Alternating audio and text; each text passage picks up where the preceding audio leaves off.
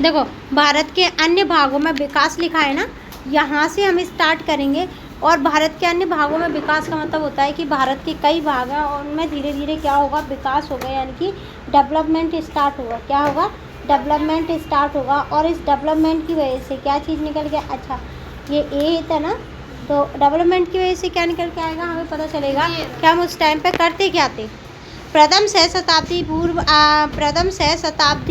क्या है, सहस्त्र शताब्दी पूर्व में व्यापार मतलब होता है ट्रेड।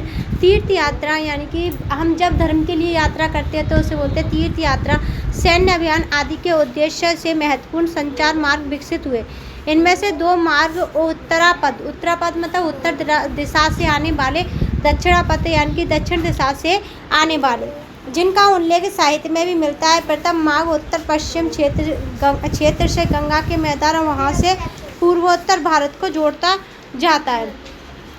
दूसरा मार्ग कौशाम्बी का है, कौशाम्बी प्रयागराज के समीप, जो उस समय महाजनपदों में से एक की राजधानी थी, वहाँ से होकर विंध्य पर्वत श्रृंखला को पार करते हुए दक्षिण भारत की ओर जाता है। जब हम भारत में साम्राज्य निर्माण की प्रक्रिया का अध्ययन करते हैं तब इन मार्गों पर और विचार करते हैं। अच्छा, साम्राज्य विस्तार का मतलब क्या होता है, अपने राज्य को बढ़ाने के लिए जो विस्तार किया जाता है या फिर जगह को घेरा जाता है उसे बोलते हैं साम्राज्य विस्तार। क्या बोलते हैं उसे? साम्राज्य विस्तार। इसके अतिरिक्त अनेक समांतर मार्ग भी भारत के अन्य भागों को जोड़ते हैं, विशेषकर पश्चिमी और पूर्वी समुद्री तट के महत्वपूर्ण बंदरगाह को, जो भारत के सक्रिय केंद्र का मतलब होता है ऐसे केंद्र जिनसे लगातार व्यापार होता रहा हो, जिन पर लड़ाई झगड़े लगातार होते रहे हों और बहुत ज़्यादा डेवलपमेंट होता है, उसे बोलते हैं सक्रिय। ठीक है। पूर्वी क्षेत्र में कई प्रकार के नगर उभरे का मतलब निकले। शिशुपालगढ़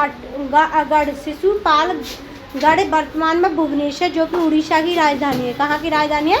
उड़ीसा की, जो कलिंग क्षेत्र की राजधानी थी।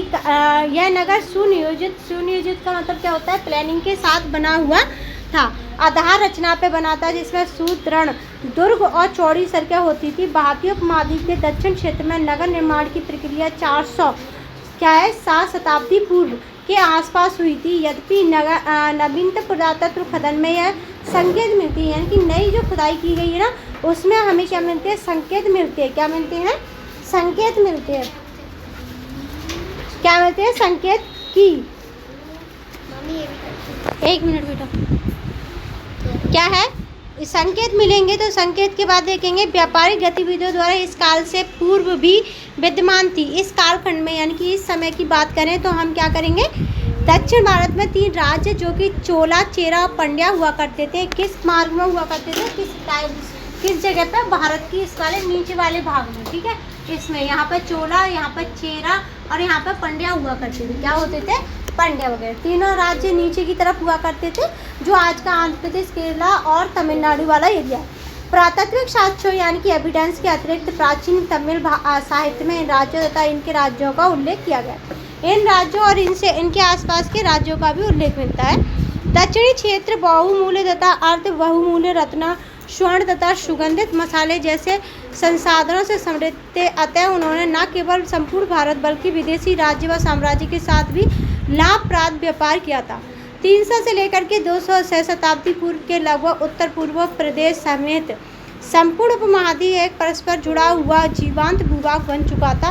वस्तु और संस्कृति एक से दूसरे क्षेत्र में तथा कई बार भारत से बाहर मध्य एशिया तथा दक्षिण पूर्व एशिया तक भी पहुंच होती थी। इस समय महाजनपद का अस्तित्व समाप्त हो गया है और उनके स्थानों पर नए परिवर्तन आए हैं, जिन्हें हम भारत के किसमें पढ़ेंगे, आकार देना प्रारंभ किया है। भारत के जो राज्य है ना उसमें पढ़ेंगे। ठीक है, ये तुम्हारा चैप्टर था और ये पूरा चैप्टर फिनिश हो गया है। अगर कोई भी चीज़ में कोई भी वो क्वेश्चन तो पूछ सकते हो। ठीक है, और इसके क्वेश्चन आंसर मुझे करके दो। चलो।